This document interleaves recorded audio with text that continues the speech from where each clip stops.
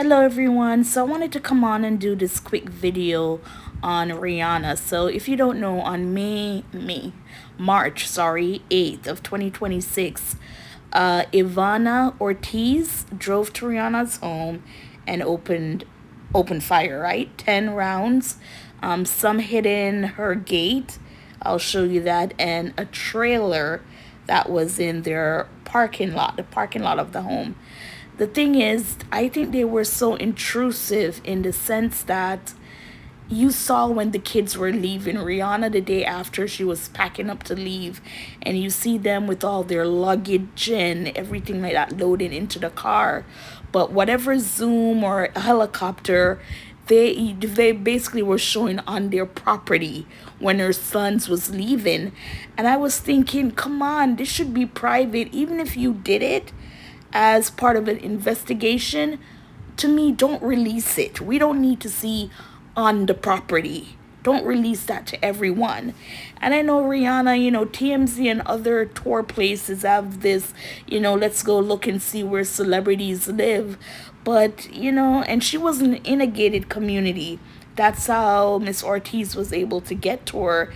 And Miss Ortiz, she's mentally ill because she had it against Rihanna. But for it to come down to this, and to me, showing video or pictures in a person's, even if it's a driveway, it's like, we don't need to see all that. The public, they do not need to see the videos or pictures while you're investigating on their property. I just feel like we don't need to see that. And then again, to see the video with the kids, and I don't know if that's a caretaker or Rihanna's mom, but you see her walking the kids down the steps to leave.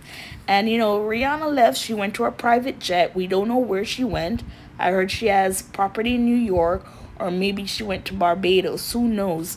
But yeah, this must have been traumatic, and thoughts and prayers go out to them. But again, to show on her actual property, that shouldn't have been done. Anyways, we're gonna show you the press conference that they did on Ivana Ortiz and what she was charged with, and we'll just go from there. So prayers go out to Rihanna and her family, and let's take a listen. Ms. Ortiz is accused of driving up to the residence of Rihanna, at which point she fires from her semi-automatic weapon multiple times at the residence.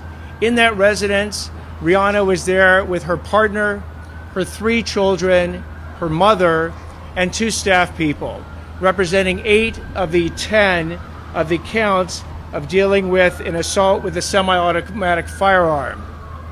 In addition, Ms. Ortiz is accused of firing at a neighboring residence that had 2 additional individuals. That is why there are 10 felony counts of assault with a semi-automatic firearm. And there are 3 felony counts of shooting at inhabited dwellings. There are actually 2 dwellings at Rihanna's residence. There's a Airstream camper in which 2 individuals were located, as well as a house on that property, and then there was the neighboring property. That is why there are 3 felony counts of shooting at an inhabited dwelling or camper. What happened after Ms. Ortiz shot at these various residences and people is that she then traveled through Beverly Hills, eventually ending up in Sherman Oaks. And then at that point, within hours, she was arrested. I very much want to appreciate and publicly thank both the Los Angeles Police Department and the Beverly Hills Police Department for their very quick, timely, and prompt actions leading to the arrest of Ms. Ortiz on these charges. The 2 people that were inside the Airstream were Rihanna and her partner, Rakim Mayers. LA-based celebrities should not be any additionally worried because of this, in large part because of the response of the police.